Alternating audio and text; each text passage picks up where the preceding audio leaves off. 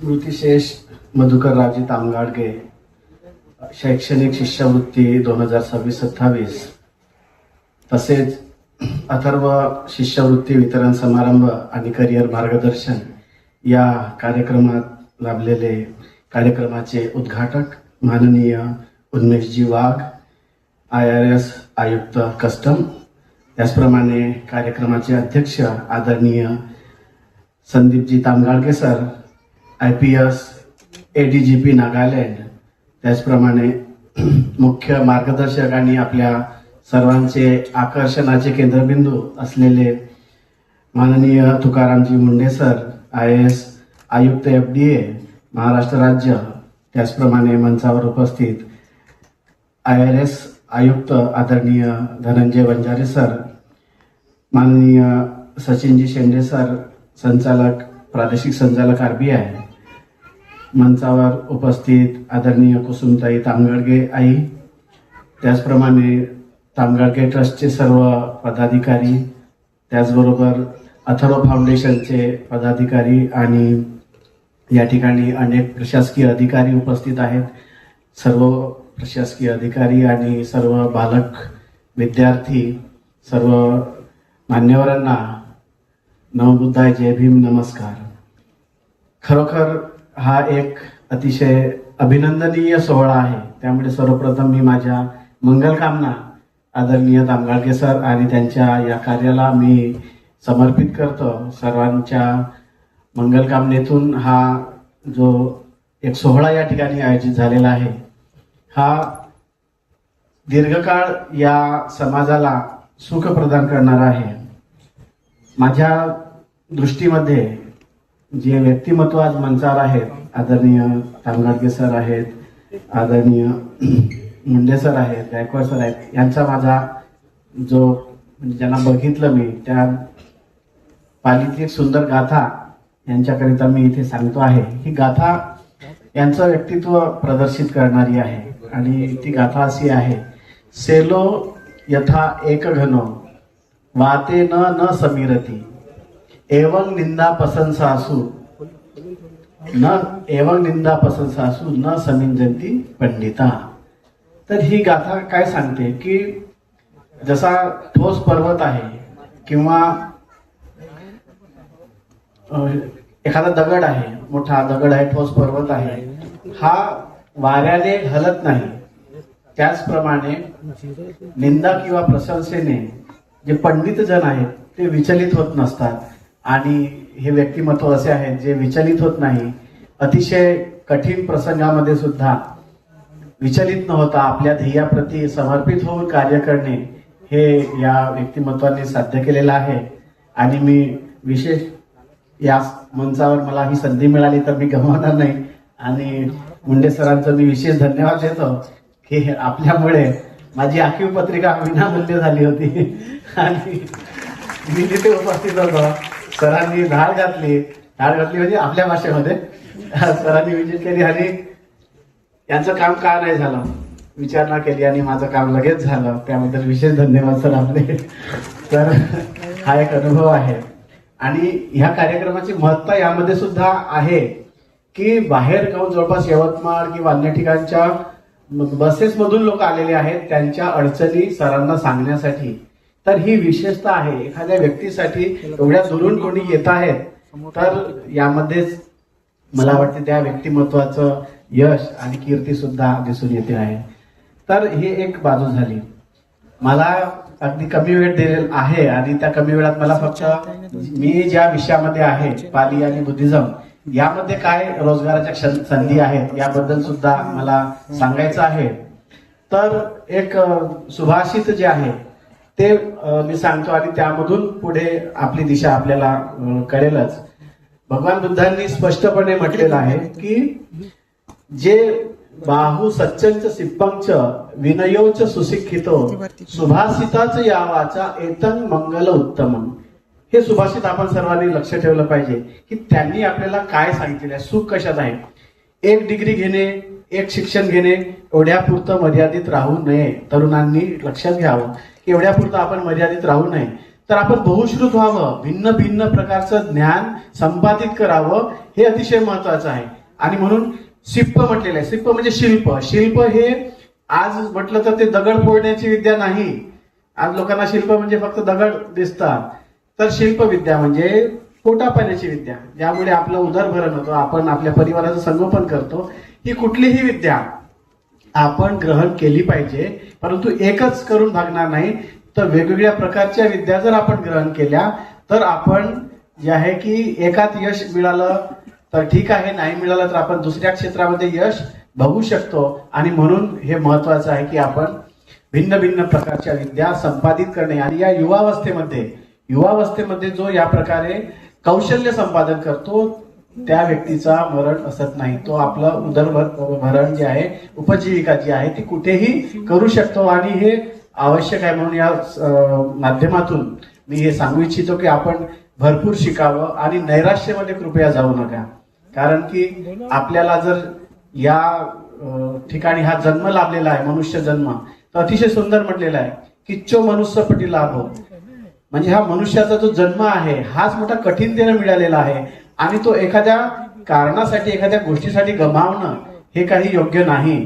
आणि म्हणून माझी तरुणांना विनंती आहे की एखादा नीटचा पेपर नाही बिघडला नाही, चांगला गेला म्हणून आपलं आयुष्य बिघडवणे किंवा संपवणे हे काही योग्य नाही. आपल्या जीवनाच्या वाटा आपल्याला चोखाळता आल्या पाहिजे, आपल्याला नवीन वाटा शोधता आल्या पाहिजेत. यासाठी हे सुभाषित अतिशय मार्गदर्शक आहे. ते आपल्या सुखाचं माध्यम बनणार आहे. आणि पाली आणि बुद्धिझम हा जो क्षेत्र आहे हा अतिशय व्यापक आहे. आपल्या सर्वांना माहिती आहे. मी विनंती करतोय की याकडे थोडं आपण गांभीर्यानं बघावं की हा जो विषय आहे व्यापक आहे. संपूर्ण जगाची आज ती म्हणजे दिशादर्शक अशी भाषा आहे. पाली भाषेमध्ये जर्मनीमध्ये संशोधन होतं, इंग्लंडमध्ये संशोधन होतं. इंग्लंडमध्ये पॉलिटेक् सोसायटी आहे, तिथलं मटेरियल जगभर पसरलं, ते जगातल्या विविध भाषांमध्ये अनुवादित झालं. आपल्याकडे जे देवनागरीमध्ये त्रिपिटक आहे हे सुद्धा त्या पॉलिटेक् सोसायटीच्या आधारे ट्रान्सलेटेड झालेलं आहे. आणि त्यामुळे जे आहे की आपण लक्ष द्या की हा विषय साधारण नाही. तरीही लोक विचारतात की स्कोप काय आहे. ही मोठी विडंबना आहे. म्हणजे एक व्यक्ती मला नोकरीसाठी 10 लाख देतो म्हणे आणि मुलगी पण देतो म्हणे, पण म्हणे या विषयाला स्कोप काय ते सांगा म्हणे. मी म्हटलं त्याला काही नको. ठीक आहे. तर ही आपल्या समाजाची अवस्था आहे की आपण कुठल्याही गोष्टीमध्ये स्कोप शोधतो. स्वाभाविक आहे तरुण मुलांनी शोधणं, परंतु यामध्ये जो व्यक्ती आपलं सर्वस्व अर्पण करण्याचं, समर्पण करण्याची क्षमता ठेवतो तो कुठल्याही क्षेत्रामध्ये यशस्वी होऊ शकतो. आणि म्हणून पाली हा विषय जगभरामध्ये आज चीन असेल, जापान असेल, थायलंड असेल, कंबोडिया असेल, लाओस असेल किंवा श्रीलंका आहे, म्यानमार आहे आणि भारतामध्ये सुद्धा जवळपास 55 युनिव्हर्सिटीमध्ये पाली हा विषय शिकवला जातो. आणि त्याला खूप मोठा स्कोप आहे. संशोधनामध्ये त्याला खूप संधी आहे. एक व्यक्ती असे होते की त्यांना नोकरी नाही मिळाली, पण त्यांनी पीएचडी केली. तर ते थांबले नाही, त्यांनी एक रिसर्च इन्स्टिट्यूट काढली आणि दरवर्षीचे प्रोजेक्ट बनवायचे, सेंट्रल गव्हर्नमेंटला सबमिट करायचे आणि अशा प्रकारे रिसर्चर म्हणून आयुष्यभर त्यांनी क्लास 1 अधिकाऱ्यासारखा पगार उचलला. कारण पोस्ट डॉक्टर फेलोशिप ही एका क्लास 1 अधिकाऱ्यासारखा पगार देणारी असते. आणि त्यामुळे त्यांनी आयुष्यभर रिसर्चर म्हणून आपला सेवानिवृत्तीपर्यंत काळ घालवला, केवळ संशोधनाच्या भरोशावर. वेगवेगळ्या पद्धतीने त्यांनी पालीतील संशोधन करून समाजापुढे आणलं आणि वेगवेगळी पुस्तकं त्यांनी प्रकाशित केली. तर एक मोठं संशोधनाचं क्षेत्र सुद्धा मला या माध्यमातून सांगायचं आहे की यासाठी आपल्याला व्यापक रीतीने ओपन आहे. अमेरिकेमध्ये कॅलिफोर्नियामध्ये सुद्धा इंटरनॅशनल बुद्धिस्ट युनिव्हर्सिटी आहे. तर आपण लक्षात घ्या की जगभर जर इथे संशोधन होते आहे आणि जगभरात शिक्षणाची व्यापक संधी आहे. अमेरिकेमध्ये म्हणजे इव्हन न्यूयॉर्क मध्ये सुद्धा किंवा कॅम्ब्रिज मध्ये सुद्धा या युनिव्हर्सिटीमध्ये बुद्धिस्ट स्टडीज मधून, पालीमधून संशोधन करणाऱ्यांना मोठ्या प्रमाणामध्ये स्कॉलरशिप दिली जाते. परंतु आपल्या समाजामध्ये मात्र ही उदासीनता आहे की या क्षेत्रामध्ये फारसं डोकावलं जात नाही. ते जायला पाहिजे आपण. आणि जे मी सांगितलं की बहुश्रुत होणे, तर यामध्ये पाली सोबत एक अलाइड सब्जेक्ट म्हणून वेगवेगळ्या विषयांमध्ये जर आपण तज्ञता प्राप्त केली तर आपल्याला खूप एरियाज ओपन आहेत. म्हणजे मी माझंच उदाहरण सांगतो की माझं तो रेकॉर्ड आहे की मी असा आर्किओलॉजिस्ट आहे जो कधी आर्किओलॉजी शिकला नाही. आर्किओलॉजी पाली माझा एक विषय आहे आणि पालीच्या सोबत मी हिस्ट्री केलं, तर पाली आणि हिस्ट्रीच्या कॉम्बिनेशन मधून मी आर्किओलॉजी बनलो. आर्किओलॉजिस्ट झालो तेव्हा केस टाकल्या गेली की विदाऊट आर्किओलॉजीचा व्यक्ती कसा काय आर्किओलॉजिस्ट झाला, आणि त्यानंतर 13 मध्ये मला जॉईनिंग मिळाला.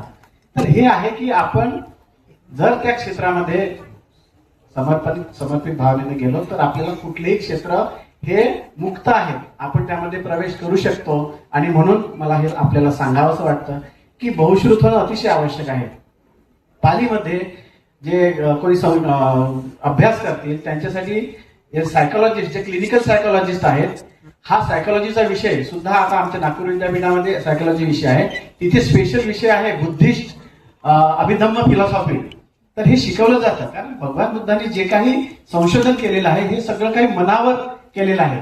आणि मनाच्या जोपर्यंत मनामध्ये आपण वेगवेगळे विकार घेऊन जगतो तर हे विकारग्रस्त मन आपल्या शरीराला बाधा करणारच आहे. आणि म्हणून त्यातून मुक्तता कशी मिळवायची, सुखी जीवन कसं जगायचं, याचं जे काही मार्गदर्शन केलेलं आहे हाच धम्म आहे, दुसरं तिसरं काहीही नाही. हा याला धर्माच्या चौकटीमध्ये आपण बंदिस्त करतो आणि हे माझं नाही हे त्यांचं आहे असं समजून जे आपण आपली हानी करतो. तर हे सोडून जर आपण या क्षेत्रामध्ये जर पदार्पण केलं तर एक अतिशय व्यापक स्कोप या सायकोलॉजीच्या माध्यमातून सुद्धा, कारण आता जे मॉडर्न सायकोलॉजी आहे ही सुद्धा याचं जे ओरिजिनेशन आहे हे आपल्याला भगवान बुद्धांच्या फिलॉसॉफीमध्ये आढळतं. समग्र अभिधम्माचा जर आपण अभ्यास केला तर आपल्याला आधुनिक सायकोलॉजी ही समजायला लागते आणि उत्तम रीतीने आपण ते कार्य करू शकतो. कोणी एखादा व्यक्ती डॉक्टर असेल तर डॉक्टर सुद्धा त्याने जर यावरती संशोधन केलं, पाली बुद्धिझमचा अभ्यास करून, तर मला वाटतं की या क्षेत्रात त्यांनी चांगल्या प्रकारे रुग्णसेवा करता आली असती.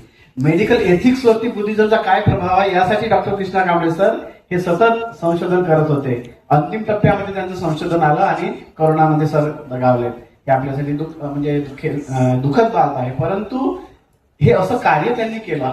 खूप स्कोप आहे. तुम्ही जिओलॉजिस्ट असाल, अँथ्रोपॉलॉजिस्ट असाल तरी सुद्धा आपल्याला पाली किंवा बुद्धिझम हा विषय मदत करणार आहे. आणि वेगवेगळ्या क्षेत्रांमध्ये जाताना आपल्याला जे काही सायन्सचे क्षेत्र आहेत ह्यामध्ये सुद्धा बुद्धिझमचं पालीचं जे योगदान आहे किंवा त्यावर जे संशोधन आहे ते उपयोगी होऊ शकतं आणि आपण चांगले व्यक्ती म्हणून पुढे जीवन जगू शकतो. आणि सगळ्यात चांगलं म्हणजे आपण हा जर विषय ग्रहण केला, अध्ययन केला तर संशोधन तर आहेच, बार्टीच्या फेलोशिप्स आहेत, गव्हर्नमेंट ऑफ इंडियाच्या फेलोशिप आहेत, त्या फेलोशिप घेऊन वेगवेगळ्या विद्यापीठांमध्ये जाता येतात. आता नवीन परत आपल्याला सांगतो की 6व्या वर्गापासून पाली हा विषय करिक्युलम मध्ये येते आहे.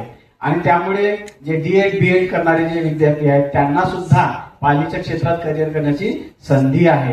आणि म्हणून एक या क्षेत्राकडे आपण तरुणांनी यावं, विशेष करून युवकांनी यावं. आणि खूप ठिकठिकाणी म्हणजे आता आमचे विद्यार्थी जसं मेरठला किंवा सांची युनिव्हर्सिटीमध्ये, पुण्याला ठिकठिकाणी ते जाऊन आपलं करिअर करत आहेत. त्यामुळे करिअर नाही या भागात असं नाही, परंतु आपली दृष्टी ही फक्त ती धार्मिक भाषा आहे किंवा तिथे धम्माचं शिक्षण दिलं जातं आणि त्यामुळे आता म्हणजे मी शिकणार नाही, नंतर रिटायरमेंट नंतर बघेल, अशा प्रकारे वेगळ्या प्रकारची उदासीनता यामध्ये दिसून येते. आणि म्हणून एक मला विनंती आहे की तरुणांनी सुद्धा या क्षेत्रामध्ये यावं. करिअरच्या खूप ऑपॉर्च्युनिटीज आहेत. आताच काही व्यक्तींचे मेसेजेस आले की आता आम्ही व्यापक संशोधन केंद्र सुरू करतोय आणि आम्हाला आयसीएसआर फंड मिळत आहेत आणि त्या माध्यमातून आम्ही संस्थान उभारत आहोत, तर आम्हाला पालीचे तज्ज्ञ व्यक्ती द्या. असं तज्ज्ञ व्यक्ती द्या म्हटल्यानंतर प्रश्न पडतो की आता कुणाला देऊ, कारण ही जबाबदारी पेलणारे व्यक्ती, तरुण व्यक्ती आपल्याकडे तसे सापडत नाहीत. त्यामुळे स्कोप असून सुद्धा विद्यार्थ्यांच्या अभावी त्या क्षेत्रामध्ये आपल्याला न्याय देता येत नाही. आणि म्हणून तरुणांनी या क्षेत्रामध्ये जरूर यावं ही माझी एक विनंती आहे. आणि केवळ चॅट जीपीटी किंवा हे आर्टिफिशियल इंटेलिजन्सच्या नादी लागून आयुष्य उद्ध्वस्त करू नका ही माझी परत एकदा विनंती आहे. कारण की आपण जेवढं वाचन करू, संशोधन करू, सखोल त्यामध्ये जाऊ, तोपर्यंत आपल्याला त्या ज्ञानाच्या उच्चतम पातळीपर्यंत जाता येणार नाही. म्हणून हा चॅट जीपीटी किंवा मोबाईल हा एक वरवरचा सोपस्कार आहे. त्यामध्ये आपण कधीही अडकून पडू नये. कारण म्हणजे मी खेदाने सांगतो, आमची लायब्ररी इतकी समर्थ आहे नागपूर विद्यापीठाची, हजारो ग्रंथ आहेत, परंतु आता वाचक वर्ग नाही आहे. इथे वाचक वर्ग येत नाही, त्यामुळे सगळी पुस्तकं धूळखात पडलेली आहेत. आणि एक काळ होता आमच्या वेळेस की सकाळपासून रात्रीपर्यंत आम्ही जेव्हा अभ्यास करायचो तर लायब्ररी ही अतिशय नीटनेटकी आणि त्यामध्ये जे काही ज्ञान संपादन करणाऱ्या लोकांची प्रवृत्ती, त्यावेळी आम्हाला आनंद मिळायचा की मोठ्या प्रमाणात लोक अध्ययन करत आहेत. तर हे कुठेतरी आता दुर्मिळ होत चाललेलं आहे. तर आपल्याकडे जे म्हण आहे की वाचाल तर वाचाल, तर कुठे आता जर वाचलंच नाही तर आपण कसं वाचणार, हा प्रश्न नवीन पिढीला पडला पाहिजे. त्यांनी स्वतःला विचारावं. आणि कारण जे काही नीतिमूल्य आहेत, नैतिकता आहे, जीवन जगण्याची पद्धती आहे, हे सगळं जर आपण नाही घेतलं तर या यंत्रयुगामध्ये हा यंत्र आपल्याला केव्हा मारून टाकेल हे सांगता यायचं नाही. आणि म्हणून लक्षात घ्या की आपल्याला एक मोठं भविष्यातलं चॅलेंज आहे. कारण यंत्र सगळं काही देऊ शकत नाही. यंत्र आपल्याला सुख प्रदान करू शकत नाही. ते आपल्याला सुविधा देऊ शकतात, परंतु जे वास्तविक सुख आहे ते मात्र आपल्याला आपल्या आचरणातूनच मिळू शकतं. आणि हे आचरण धम्माच्या आचरणातून आहे, त्याच्याशी जोडलेलं आहे. म्हणून बाबासाहेबांनी सांगितलं आपल्याला की धम्माचं आचरण करा. त्यांनी आपल्यासाठी सगळ्या व्यवस्था केल्या, तरीही लोकांना सांगितलं की तुम्हाला जीवन पद्धती सुद्धा स्वीकारावी लागेल. आणि म्हणून त्यांनी नागपूरला धम्मदीक्षा घेऊन या लोकांना हा नवीन धम्म, ही नवीन जीवन पद्धती दिली. त्याचं महत्व लक्षात घ्या, हे विनाकारण नाही आहे. त्यामुळे बाबासाहेबांचं कार्य की हे जे भारत आहे, हा भारत एक समृद्ध राष्ट्र बनावा आणि ज्या काही जुन्या मरगडी आहेत या देशातल्या, जाती व्यवस्था असेल किंवा अन्य प्रकारच्या अंधश्रद्धा असतील किंवा अन्य प्रकारचे कर्मकांड असेल, यातून मुक्त विज्ञानावर आधारित असा नवसमाज निर्माण व्हावा. आणि त्याची आपल्याला प्रियांबल मध्ये सुद्धा रिफ्लेक्शन दिसत आहे. तर ह्या पद्धतीचा नवसमाज निर्माण करण्यासाठी नव्या पिढीला आपल्याला सखोल वाचन, सखोल चिंतन आणि धम्माचं ज्ञान हे घेणं तेवढंच आवश्यक आहे. मला जो वेळ दिला त्याबद्दल मी खरोखर आयोजकांचे विशेष धन्यवाद देतो की त्यांनी अतिशय उत्कृष्ट असा हा सोहळा आयोजित केला. आणि जे समाजासाठी देणं आहे, अथर्व फाउंडेशनने जी जबाबदारी स्वीकारलेली आहे सिकलसेल ग्रस्तांना मदत करण्याची, हे अतिशय स्तुत्य आहे.